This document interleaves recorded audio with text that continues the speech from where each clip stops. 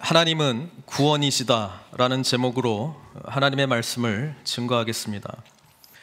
지난주에 아주 짧은 시간에 엘리야 선지자에 대한 말씀을 우리가 함께 들었는데요. 엘리야 선지자를 잇는 선지자가 바로 오늘 우리가 읽었던 엘리사 선지자입니다. 그리고 오늘 이 본문은 엘리사 선지자가 이제 엘리야로부터 하나님의 영의 갑절을 구하는, 그러면서 엘리사 시대로 넘어가는 그 장면을 우리가 함께 읽었습니다. 지난주에도 잠깐 말씀드렸듯이 엘리사 선지자가 하나님의 사명을 받고 사역을 감당할 때는 북이스라엘이 가장 어둠 가운데 있을 때, 아합 왕 또 그 부인 이세벨 여왕을 통해서 바알과 아세라 신들, 우상 신들을 섬기는 것이 이스라엘 전체에 가득했다라고 하는 것입니다. 하나님은 하나님의 말씀을 전할 선지자들을 보내셔서 그 땅의 어둠 가운데 빛의 메시지를 전하시기를 원했고, 이 두 선지자들을 통해서 다시 하나님께로 돌아오는 회복의 말씀을 전했다라고 하는 것입니다.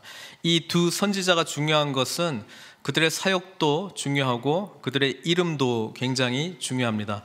엘리야 선지자는 여호와가 나의 하나님이라고 하는 이름의 뜻을 간직한 채 바알과 아세라 그리고 우상들을 섬겼던 북이스라엘 사람들을 향하여 여호와 하나님만이 참된 하나님이니 그에게 돌아오라, 그 메시지를 이름과 삶과 사역으로 전했다면 엘리사 선지자도 마찬가지라고 하는 것입니다. 오늘 설교 제목인 하나님은 구원이시다, 바로 이 뜻이 엘리사의 뜻이기 때문에 그렇습니다. 이스라엘 사람들에게 하나님은 말씀하기를 원했습니다. 엘리야를 통해서 내가 진짜 하나님이다, 엘리사를 통해서 구원은 하나님께 있다라고 하는 분명한 말씀 말입니다. 그래서 오늘 설교도 지난주 설교하고 결론을 좀 같이 맺으려고 해요. 엘리야 선지자에 대한 이야기를 하고 우리가 바로 이 시대에 부름받은 엘리야다, 그 말씀이 지난주의 내용이었다면 오늘도 마찬가지입니다. 엘리사는 하나님은 구원이시다라는 뜻인데요, 그 고백을 한 저와 여러분들은 바로 오늘 이 시대에 엘리사로 부름을 받았다라고 하는 것입니다. 그 결론을 향하여 가기 위해서 성경의 중요한 이해를 먼저 할 때, 지금 엘리사의 사역이 어떻게 우리들의 사역과 그렇게 뗄래야 뗄 수 없는 관계가 되는 것을 보게 될 것입니다. 먼저 엘리야와 엘리사의 관계를 이야기하기 전에 엘리야와 모세의 관계를 좀 먼저 이야기하려고 합니다. 모세하고 엘리야, 그러니까 오늘 엘리사 말고 지난주에 그 엘리야하고는 굉장히 비슷한 점이 많이 있습니다. 첫 번째 가장 비슷한 점은 이겁니다. 여호와 하나님이라고 하는 이 이름을 처음으로 하나님께서 누구에게 말씀했냐면 누구죠? 모세에게 처음 알려줬습니다. 하나님께서 불붙는 떨기나무 가운데서 모세하고 시내산에서 만나서 대화할 때 모세 보고 네가 애굽에 가서 종노릇하는 나의 백성들을 이끌어내라.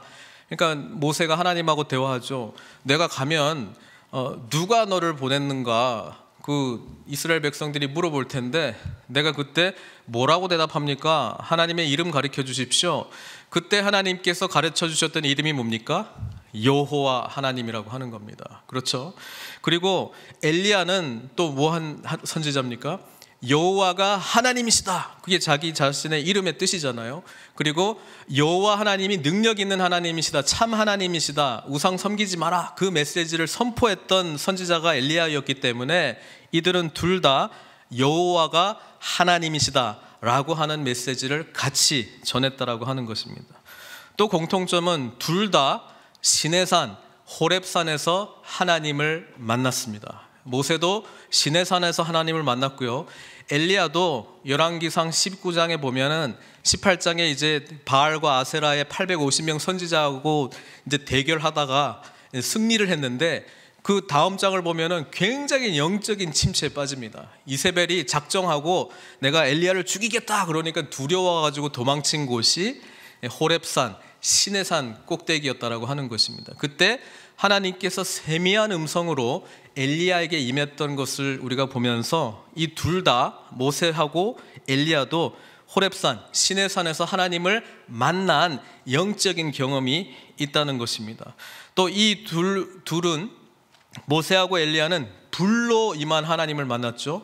모세는 불붙는 떨기나무 가운데서, 또 엘리야는 열왕기상 18장에 그 불로 임하는 참 하나님, 그 불의 하나님을 통해서 만났다라고 하는 것입니다. 그 다음에 우리가 지난주 본문에 보면 엘리야가 기적적으로 까마귀가 막 음식을 공급해주는 기적적인 양식의 공급을 받았다면, 모세가 이끈 이스라엘 백성들은 광야에서 만나와 메추라기, 또 반석에서 터져 나오는 물, 영적인 공급을 허락해주는 그런 선지자들이었다라고 하는 것을 우리가 공통적으로 또 알 수 있습니다.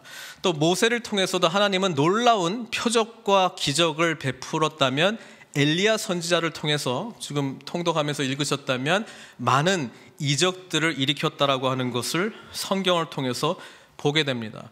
이 둘의 또 하나의 공통점이 있는데, 둘 다 어디에 묻혔는지 모릅니다.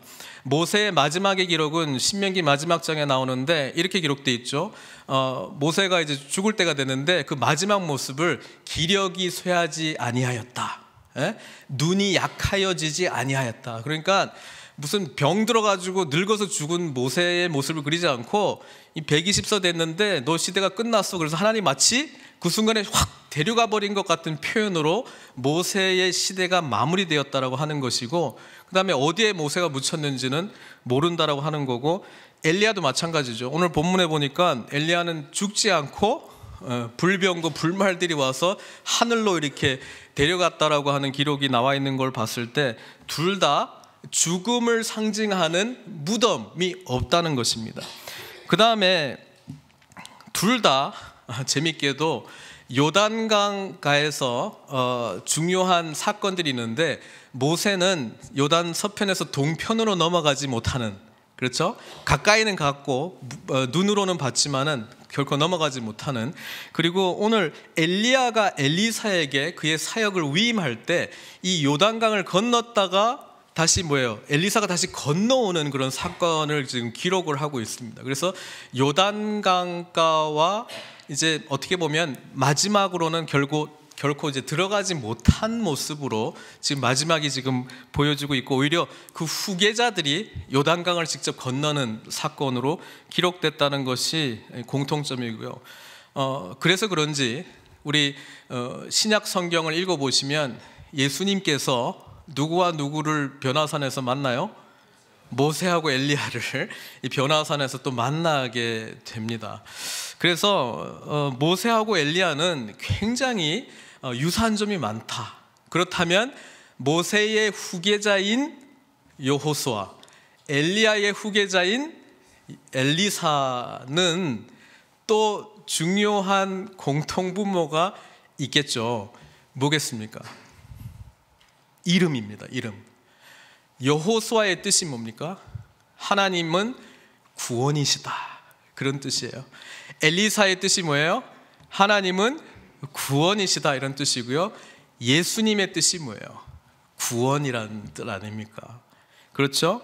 우리 마태복음 1장 21절에 요셉에게 천사가 나타나가지고 네가 이제 아들 마리아를 통해서 낳게 될 텐데 이름을 뭐라고 하라 그랬어요? 아들을 낳으리니 이름을 예수라 하라. 이는 그가 자기 백성을 그들의 죄에서 구원할 자이심이라. 그래서 원래 여호수아가 상징하고 있는 것이, 율법으로는 결코 약속의 땅엔 못 들어가지만 여호수아가 이스라엘 백성들을 약속의 땅으로 데려갔듯이, 여호수아는 이제 예수라고 하는 이 발음에 히브리식 발음이거든요. 예슈아예요. 예슈아. 예수님의 그 유대식 이름이 예슈아인데, 구원자가 우리를 약속의 땅으로, 구약에서는요, 신약에서는 하나님의 나라로 인도해 주신다는 뜻입니다. 그래서 엘리야의 후계자인 엘리사, 그리고 모세의 후계자인 여호수아가 예수님하고 직접 연결되는 것을 우리는 기억할 필요가 있다는 것입니다. 그래서 오늘 연결을 좀 되게 많이 할 건데 좀 헷갈리지 않으시기를 바랍니다. 그러면 엘리야는 예수님께서 누구라고 또 이야기했어요? 신약의 중요한 인물 중에 세례 요한이라고 이야기했습니다. 기억하세요? 예수님이 제자들과 어느 날 이야기를 합니다. 제자들이 물어봐요. 그런데 왜 엘리야가 먼저 와야 된다고 이야기합니까? 메시아가 오기 전에 왜 엘리야가 먼저 와야 된다고 이야기를 합니까? 이것은 마지막 선지자인 말라기 마지막 4장, 거긴 보진 않겠습니다. 그때 엘리야가 오면 아버지의 마음을, 오늘 Father's Day인데 아버지의 마음을 자녀들에게로, 자녀들의 마음을 아버지에게 돌릴 것이다라고 이야기를 했고, 예수님이 엘리야가 과연 먼저 왔노라라고 제자들한테 말을 해요. 성경에 보면은 그 설명을 그들은 엘리야가 누구라고요? 세례 요한이라고 알고 있었다라고 하는 것입니다. 누가복음에 보면 그 세례 요한이 출생할 때 그 아버지 사가랴에게 하나님의 천사가 나타나는데요, 지금 제가 방금 말씀했던 이 내용이 거기에 그대로 담겨져 있죠. 보겠습니다. 누가복음 1장 13절에서 17절입니다. 같이 한번 읽어볼까요? 천사가 그에게 이르되 사가랴여 무서워하지 말라. 너의 간구함이 들린지라. 내 아내 엘리사벳이 내게 아들을 낳아 주리니 그 이름을 요한이라 하라. 너도 기뻐하고 즐거워할 것이요 많은 사람도 그의 태어남을 기뻐하리니 이는 그가 주 앞에 큰 자가 되며 포도주나 독한 술을 마시지 아니하며 모태로부터 성령의 충만함을 받아 이스라엘 자손을 주 곧 그들의 하나님께로 많이 돌아오게 하겠음이라. 그가 또 누구의 심령이요? 엘리야의 심령과 능력으로 주 앞에 먼저 와서 아버지의 마음을 자식에게, 거스리는 자를 의인의 슬기에 돌아오게 하고 주를 위하여 세운 백성을 준비하리라. 그러니까 예수님께서 오실 건데 그걸 준비하는 자가 세례 요한이고, 그게 엘리야의 심령과 능력을 받은 세례 요한이라고 하나님께서 천사들을 통해서 요한의 아버지였던 사가랴에게 말씀했던 대목이에요. 무슨 말인지 알겠죠? 그래서 세례 요한이 엘리야라면 세례 요한의 이 계속되는 하나님 나라의 과업을 잇는 자, 그리고 세례 요한이 준비했던 그 주님은 누구냐? 예수님이라고 하는 이야기입니다. 그렇게 생각하면 오늘 우리가 엘리사를 그냥 구약의 한 능력 많은, 기적을 많이 베푸는 선지자로 이야기하기보다는 앞으로 오실 예수님을 직접적으로 나타내는 선지자라고 하는 것을 우리는 볼 수 있어야 되는 거예요. 지금 그래서 통독 아마 엘리사를 쭉 읽으셨을 텐데 한번 다시 정리했으면 좋겠습니다. 그 많은 이적들이 예수님의 사역과 얼마나 밀접한 관계가 있는지 다 할 수는 없지만 일단 몇 가지를 좀 보려고 합니다. 일단 엘리사는 지금 오늘 본문에서 엘리야의 성령의 갑절을 구했어요. 그래서 성경을 보시면 갑절의 기적이 기록된 것을 보게 됩니다. 엘리야가 어떤 사람은 7개다 그러면 엘리야는 14개, 어떤 사람은 한 가지 추가해서 8개라고 이야기하는데 16개가 나올 정도로 2배의 능력을 나타냈던 선지자였다라고 하는 것이 기록이 되어 있습니다. 근데 엘리야의 기적과 예수님의 기적들의 유사한 점이 있는데, 일단 신약에서 나오는 이 예수님의 이적과 표적은 왜 예수님께서 행하셨는가를 먼저 한번 생각해보고 그 다음에 이 기적의 연결고리들을 좀 연결시켜 보려고 합니다. 여러분, 누가복음에 보시면 예수님께서 사역을 시작할 때 제일 먼저 뭘 하시냐면 회당에 들어가 가지고 이사야 선지자의 글을 달라고 해서 쫙 펴고 그 한 구절을 읽습니다. 그 그 내용을 한번 먼저 볼게요. 누가복음 4장 17절에서 19절입니다. 같이 한번 읽겠습니다. 시작. 선지자 이사야의 글을 들이거늘 책을 펴서 이렇게 기록된 데를 찾으시니 곧 주의 성령이 내게 임하셨으니 이는 가난한 자에게 복음을 전하게 하시려고 내게 기름을 부으시고 나를 보내사 포로된 자에게 자유를, 눈먼 자에게 다시 보게 함을 전파하며 눌린 자를 자유롭게 하고 주의 은혜의 해를 전파하게 하려 하심이라 하였더라. 자, 이 내용은 이제 메시아의 시대가 도래하게 되면 하나님께서는 육체적, 정신적, 영적인 회복을 온전히 이루어 주실 거다라고 하는 메시지입니다. 그래서 메시아가 오게 되면은 가난한 자에게 복음을 전하게 되고 성령께서 오심으로 말미암아 포로된 자에게는 자유함을, 갇혀있는 이 세상의 죄와 이 세상의 고통 가운데 억압받고 있던 모든 사람들이 해방이 되고 또 질병으로부터 치유받을 수 있을 거라고 하는 메시지를 했는데, 그 자체가 목적이 아니라 하나님의 나라가 도래하게 되면 그것이 바로 하나님 나라의 능력의 실체라고 하는 내용입니다. 그래서 예수님은 어디를 가시든지 복음을 전파하시고 가르치시고 치유 사역을 했다라고 하는 내용을 우리가 복음서를 통해서 보게 되는 거예요.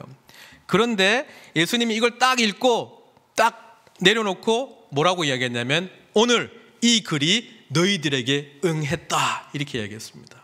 그 이야기를 듣고 주변의 사람들이 완전히 놀랐습니다. 그 말은 뭐냐면 이 메시아가 곧 자기다라는 이야기거든요. 그러고 나서 누가복음 이제 몇 절 뒤에 예수님께서 엘리야, 엘리사 이야기를 해요. 바로 그게 누가복음 4장 25절에서 27절까지 기록되어 있는데, 이것도 같이 읽겠습니다. 내가 참으로 너에게 이르노니 엘리야 시대에 하늘이 3년 6개월간 닫혀 온 땅에 큰 흉년이 들었을 때에 이스라엘에 많은 과부가 있었으되 엘리야가 그중 한 사람에게도 보내심을 받지 않고 오직 시돈 땅에 있는 사렙다의 한 과부에게 뿐이었으며, 또 선지자 엘리사 때에 이스라엘에 많은 나병 환자가 있었는데 그 중에 한 사람도 깨끗함을 얻지 못하고 오직 수리아 사람 나아만 뿐이었느니라. 이 시대 예수 그리스도께서 이 복음의 내용을 선포하시고 무슨 이야기를 하냐면, 너희들은 지금 너희들이 유대인이기 때문에 무슨 자격이 되어서 구원의 은혜가 너희들에게 임한 줄 알고 있는데, 그게 아니라 엘리야와 엘리사 시대 때 하나님께서 선포했던 그 복음이 너에게 임했다라고 하는 겁니다. 그것은 하나님이 참된 여호와 하나님은 하나님이시다라고 고백하는 자, 그리고 하나님은 구원이시다라고 고백하는 자에게 임할 하나님의 놀라운 은혜의 축복이었다라고 하는 이야기를 해주고 있습니다. 설령 그들이 사렙다에 사는 과부일지라도, 설령 그들이 시리아 땅에 사는 우리의 적대국의 장군이었을지라도 믿는 자에게 구원의 은혜가 주어졌다, 이 이야기를 해주고 있거든요. 그래서 예수님 자신이 이 사역을 시작함과 동시에 엘리야와 엘리사 선지자의 놀라운 능력의 이야기를 하셨다라고 하는 것입니다. 이제 그런 관점으로 우리 엘리사 선지자가 행했던 여러 이적들 중에 특별히 우리 주님의 놀라운 표적과 기적, 또 그것이 상징하고 있는 메시지와 어떻게 연결되는가 한 몇 개만 보려고 합니다. 너무 많은데요. 일단 수넴 지역에 사는 과부의 아들을 살렸습니다. 엘리야도 사르밧 과부의 아들을 살렸으니까 비슷한데, 엘리사가 죽은 과부의 아들을 살렸다라고 하는 내용을 우리가 예수님이 하셨던 사역과 연결시켜 보면, 예수님께서도 나인성 과부의 아들을 살리시잖아요. 그리고 성경에 보면 죽은 자가 살아났다고 하는 기록이 3군데가 있거든요. 그래서 이 사역이 연결됩니다. 엘리사 시대에 잘 읽어보셨으면 보리떡 20개로 선지자의 생도 100명을 먹였던 기록이 있습니다. 성경에요. 그리고 예수님께서는 이거보다 훨씬 놀라운 일을 하시죠. 오병이어로 5,000명, 7병이어로 4,000명을 먹이신 사건이 마태복음에 기록되어 있죠. 또 엘리사 시대에 이 선지자의 무리들이 모여서 먹을 것이 없는데 이제 수프를 만들었어요. 그렇죠? 그런데 거기에 뭐예요? 독이 들었다라고 하는 것입니다. 그래서 밀가루를 넣고 먹이니 다 이제 살아났다라고 하는 것이죠. 사망의 독이 하나님의 사람들을 결코 죽음으로 몰아낼 수 없다라고 하는 것입니다. 사망아, 너의 쏘는 것이 어디 있느냐? 예수 그리스도께서 오시면 사망 권세의 승리가 우리에게 주어진다라고 하는 말씀입니다. 그래서 마가복음 16장 17절 18절에 우리 주님께서 설명을 하시는데, 이제 예수님께서 이제 승천하시고 제자들에게 말씀하죠. 믿는 자들에게는 이런 표적이 따르리니, 같이 한번 읽어볼까요? 곧 그들이 내 이름으로 귀신을 쫓아내며 새 방언을 말하며 뱀을 집어 올리며 무슨 독을 마실지라도 해를 받지 아니하며 병든 사람에게 손을 얹은즉 나으리라. 왜냐하면 하나님 나라의 도래 임하심은 생명이 주어지기 때문에 그렇습니다. 어떠한 세상의 독, 그래서 우리를 죽음으로 인도하는 그 독에 대해서 예수님께서 직접 해독제가 되시고 생명이 되신다라고 하는 말씀이죠. 그게 기록되어 있다는 것이고, 마지막 가장 놀라운 엘리사의 기적의 이야기와 예수님의 이야기 중에 하나는 바로 그거죠. 죽었을 때 엘리사 선지자가 죽었는데 이런 희한한 기록이 있습니다. 왕하 열왕기하 13장 20절에서 21절 보시면 이렇게 기록되어 있어요. 엘리사가 죽으니, 엘리사 선지자가 죽었어요. 그를 장사하였고 해가 바뀌매 1년이 지났어요. 모압 도적대들이 그 땅에 온지라 마침 사람을 장사하는 자들이 그 도적대를 보고 그의 시체를 엘리사의 묘실에 들어 던짐에 시체가 엘리사의 뼈에 닿자 곧 회생하여 일어섰더라. 이런 걸 읽으면 와, 뭐냐 이거 이렇게 생각할 수 있는데요. 여러분, 예수 그리스도께서 죽으셨어요. 그리고 그분은 부활하셨어요. 2000년이 지난 지금도 죽은 자들이 주님의 이름을 믿고 복음을 받아들이면 새 생명을 얻는 줄 믿습니다. 바로 이 사건이 예수 그리스도께서 영원히 우리에게 주신 놀라운 영생의 축복인 줄 믿습니다. 이런 점에서 엘리사의 사역이 앞으로 오신, 우리에게는 이미 오신 주님의 사역과 너무 밀접한 관계가 있고, 메시지는 하나님은 구원이시다, 예수님이 메시지였다라고 하는 사실입니다. 이제 이 내용을 토대로 우리가 엘리야가 되어야 된다라고 하는 메시지를 하려고 합니다.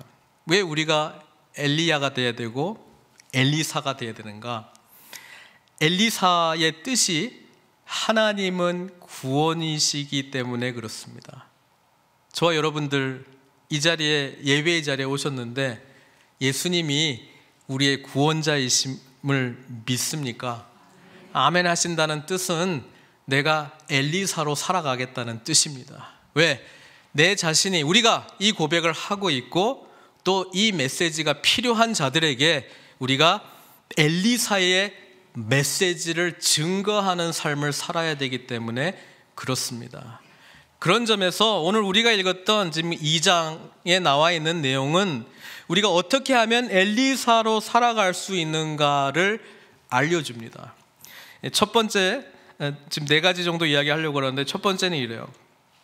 엘리야가 지금 여러 군데를 가요. 길갈도 가고 베델도 가고 여리고로 가고, 우리가 읽었던 이제 7절 본문부터는 이제 요단 강가에 이르렀을 때의 이야기인데요. 이렇게 엘리야가 계속 내가 다른 데로 가겠다라고 할 때마다 엘리사가 똑같이 말했던 내용이 있어요. 2절, 4절, 6절에 나와 있는데 6절만 저희가 함께 읽어보겠습니다. 한 목소리 같이 읽겠습니다. 시작. 엘리야가 또 엘리사에게 이르되 청하건대 너는 여기 머물러 여호와께서 나를 요단으로 보내시느니라 하니 그가 이르되 여호와께서 살아계심과 당신의 영혼이 살아있음을 두고 맹세하노니 내가 당신을 떠나지 아니하겠나이다 하는지라.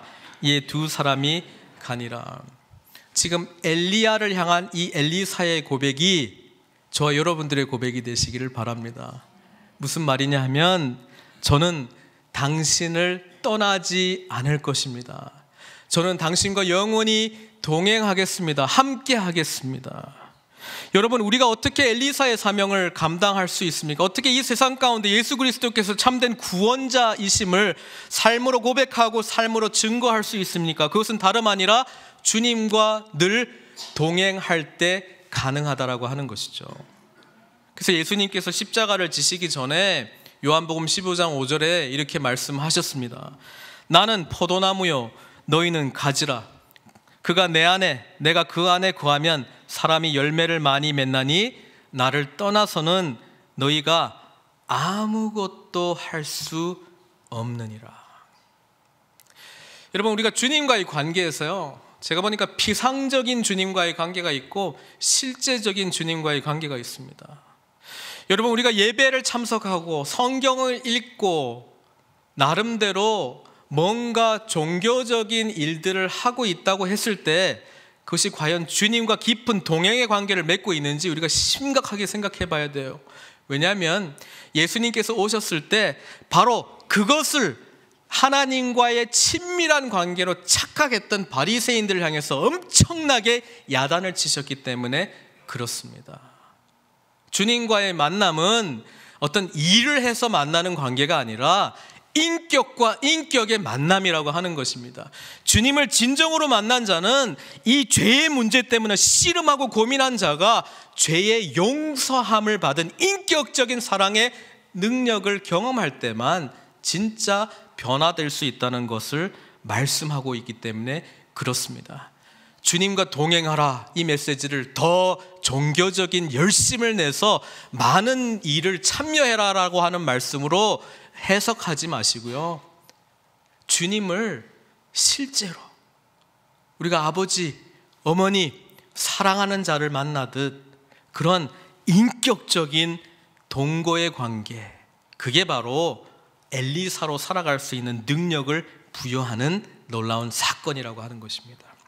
두 번째는 엘리야가 승천하는 것을 봤어요. 그리고 엘리야가 엘리사에게 9절에 이렇게 이야기하죠.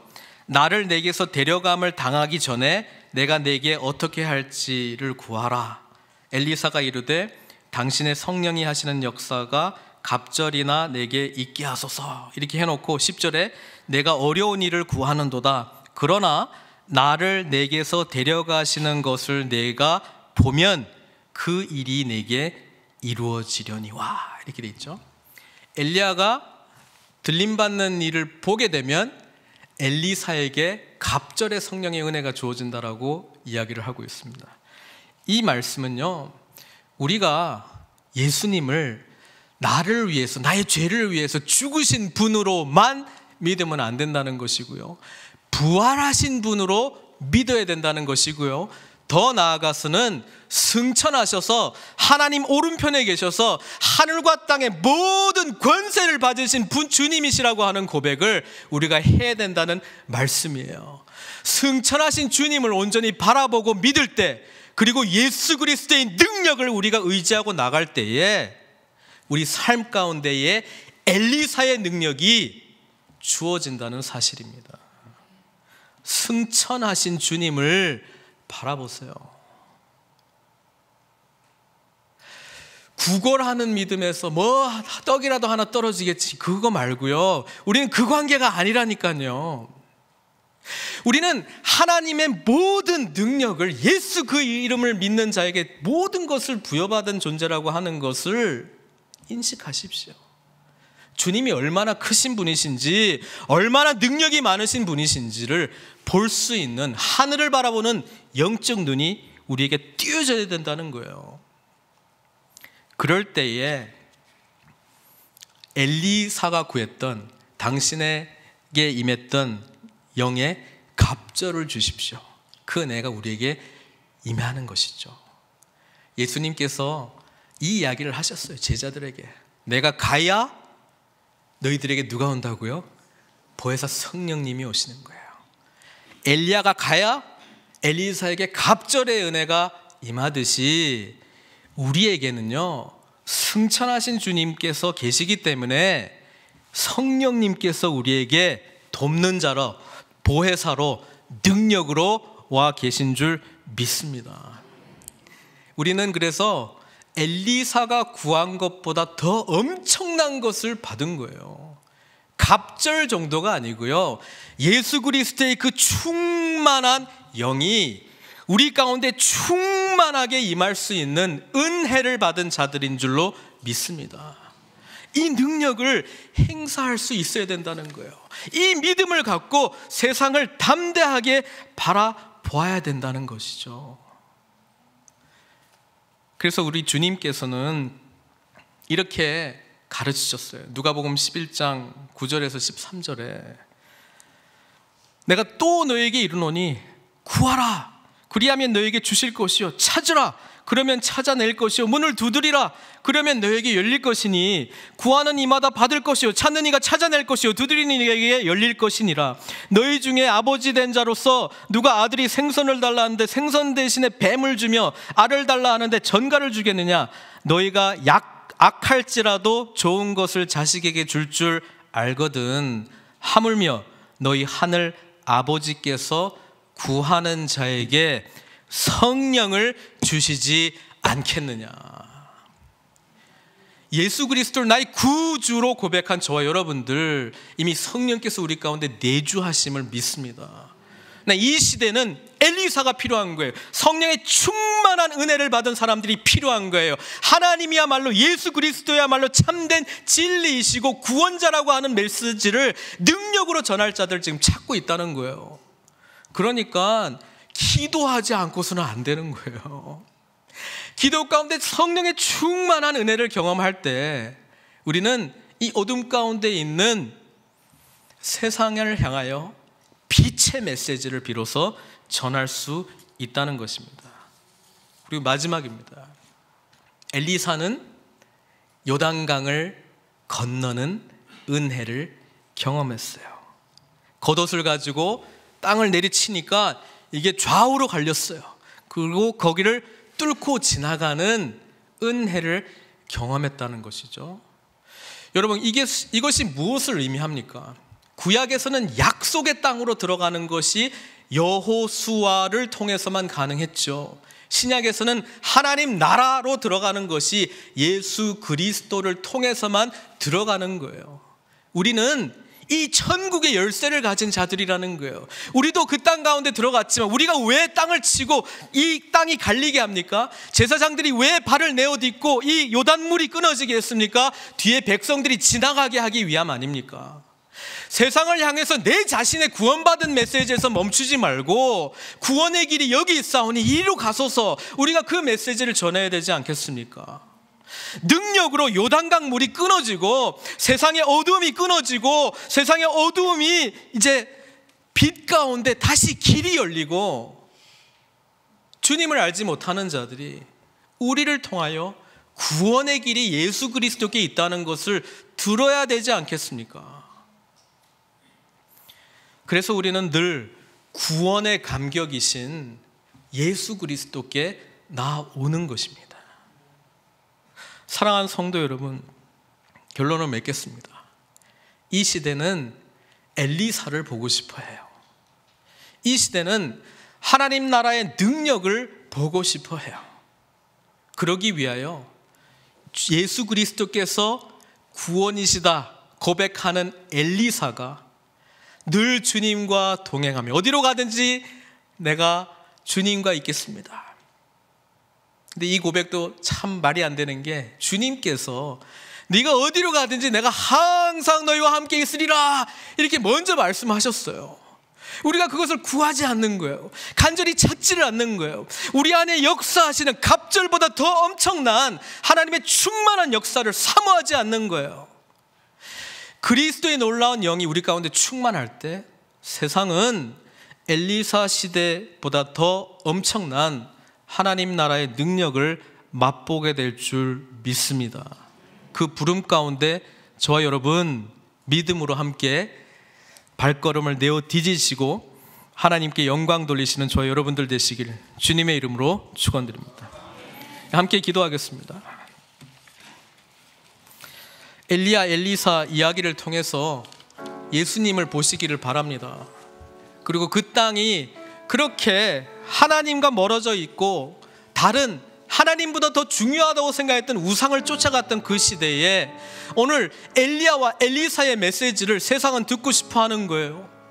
하나님만이 진짜 하나님이시다, 예수님만이 진짜 진리이시고 구원이시다, 이 메시지를 진정으로 전할 하나님의 선지자적 사명을 감당할 사람들을 이 세상은 찾고 있어요. 보고 싶어 해요. 그러기 위하여 주님과 동행하십시오. 주님과 친밀한 은혜 가운데 거하십시오. 여러분, 승천하신 주님 바라보고 하늘과 땅 어떤 것도 주님의 능력을 능가할 것이 없다는 것을 믿고 예수 그 이름의 권세 가운데 납작 엎드려 능력 있는 믿음으로 사시기를 바랍니다. 그리고 주님께서 우리에게 갑절이 아니라 그분의 영의 충만함을 다 부어주셨어요. 근데 구하는 이가 없어요. 찾는 이가 없어요. 두드리는 이가 없어요. 구하십시오. 찾으십시오. 그러면 성령의 충만한 은혜를 경험하게 될 줄 믿습니다. 그리고 언제나 구원의 감격에 사로잡힌 요단강을 때릴 때에 좌우로 갈라지고 하나님 나라로 들어갈 수 있는 길을 열어줄 그런 엘리사가 되시기를 바랍니다. 그것을 위하여 주님께서 우리를 위해서 죽으셨고 이 길을 주셨습니다. 그분이 우리 주님이세요. 그 주님을 향해 함께 기도하시도록 하겠습니다. 함께 기도하시겠습니다. 사랑의 하나님, 이 세상은 보냄받은 엘리사를 찾고 있는데 우리는 여전히 내 삶 가운데 갇혀 계신 주님만을 찾고 있지는 않습니까? 구원은 주님께 있습니다. 그 고백 때문에 저희들 나왔는데 이제는 나만 가지고 있는 메시지가 아니라 세상에 증거할 메시지로 살아갈 수 있도록, 엘리사로 살아갈 수 있도록 주님 은총 베풀어 주시옵소서. 그러기 위하여 주님과 더욱더 친밀하게 동행하며, 그러기 위하여 승천하신 주님, 하늘과 땅의 모든 권세를 가지고 계신 예수님을 온전히 의지하며 성령의 충만함 가운데에 세상의 빛과 소금으로, 그래서 그들에게 하나님 나라로 들어갈 수 있는 길을 만들어낼 수 있는 엘리사들 될 수 있도록 은총 베풀어 주시옵소서. 예수님의 귀하신 이름으로 기도드리옵나이다.